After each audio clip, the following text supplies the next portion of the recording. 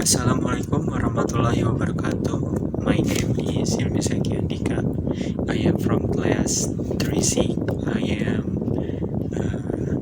My name is 22232200085. So in this video, I will explain to you about paper. The title of the paper is Study Board's Contribution to Critical Thinking and World Citizenship by Amin Nguyen.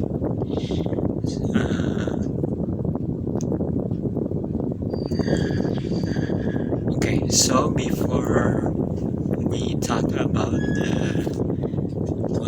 what is the paper talk about, first I will introduce you with the writer of this paper. This paper is written by Amin Nguyen. Amin Nguyen is an associate professor of philosophy and Katwa lecture coordinator at Eastern Kentucky University. The purpose of this paper, or why the paper is written, is this paper articulates and defends two theses due to Richard Powell and Linda Elder. First, creative thought and critical thought cannot be separated. Second, the intellectual traits constitutive of critical thinking are interdependent. The twin, this is combined with certain impact studies so that study abroad enhance both creativity and criticality. The primary value of such gain resides in their potential to realize not only the Socratic ideal of rationality, but also the Hegelian ideal of cosmopolitanism. So, without further ado, let's talk about this paper. This paper. I will explain to you the point. Not all of paper I will read to you, but I will explain to you point by point that I think it's important. But I will give it. Okay, so I will give it to you. First, the benefits of study board. Study board is typically described as life-changing. Why? Because a defining moment, or so participants say. Why? Because in this paper, it's written that 96% said study board increased their self-confidence. 97% said it enhanced their maturity. 89% said it empowered them to tolerate ambiguity, and 84% said that it caused them to modify their socio-political position. Is it changing many person? In conclusion, we can say that studying abroad is very benefits. Second, the cultural and linguistic benefits. So consider the improvement of creative thinking and communication skill.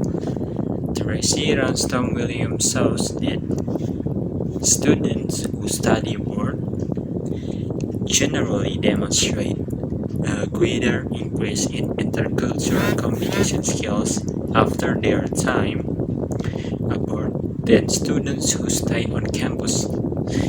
And Irvin Clark showed that students who participate in study abroad not only improve their intellectual communication skills to a greater degree than those who do not, but also achieve a significantly higher level of intercultural communication after the experience than their stay-at-home counterparts. Okay, so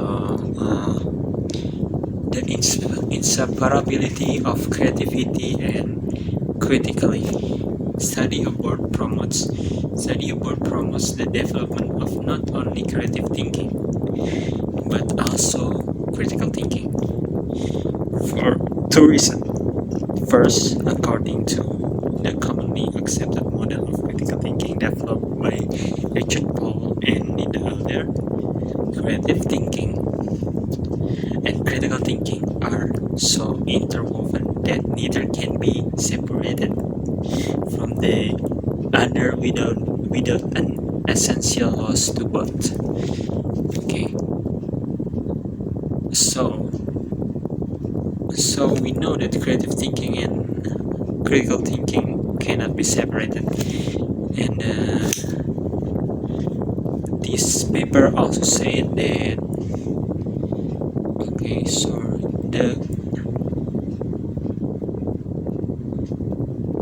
the interdependence of intellectual traits. Paul and Elder of critical thinking as the art of analyzing and evaluating thinking with a view to improving it. To establish the interdependence thesis, consider the intellectual humility. Intellectual humility consists in the Socratic knowledge of one's own ignorance. To realize what we know and what we do not know, we need both intellectual integrity and intellectual courage. Intellectual integrity enables us to be true to our own thinking,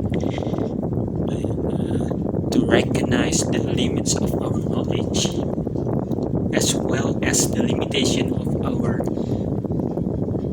point of view, whereas intellectual courage enables us to securely face our own biases, prejudice, and whatever else is responsible for our own cognitive shortcomings. The reason intellectual integrity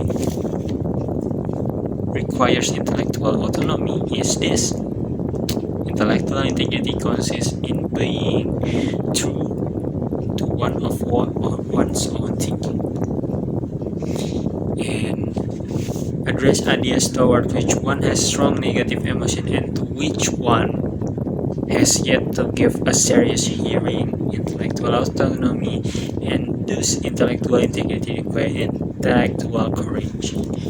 So that's first we talk about studying abroad, the benefits of studying abroad, and second we talk about the cultural and linguistic benefits of studying abroad, and the inseparability of creativity and critically, and also the interdependence of intellectual traits. So now I will talk to you about the Socratic ideal of rationality. This is the most interesting, one of the most interesting in this paper. Socrates was a critical thinker. The Platonic form of critical thinking, as it were, is evidenced by Plato's dialogues. He manifests all intellectual traits constitutive of critical thinking. Socrates, or rather Plato's.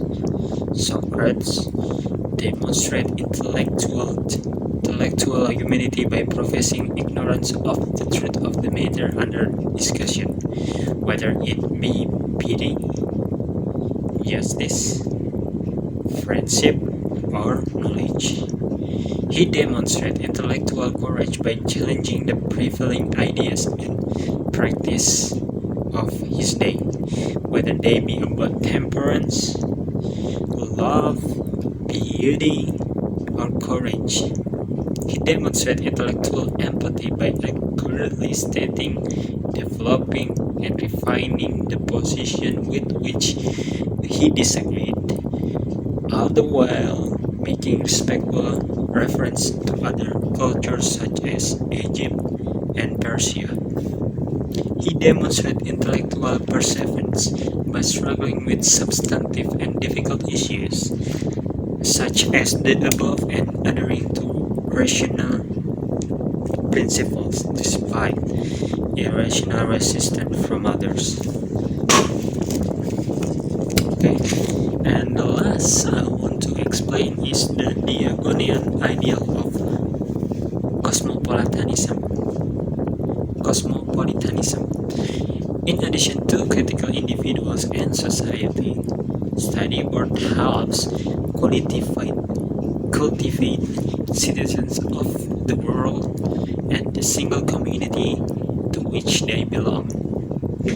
Study abroad thus makes a contribution to the realization of the Diogenes the Cynics, the first thinker to have called himself a citizen of the world.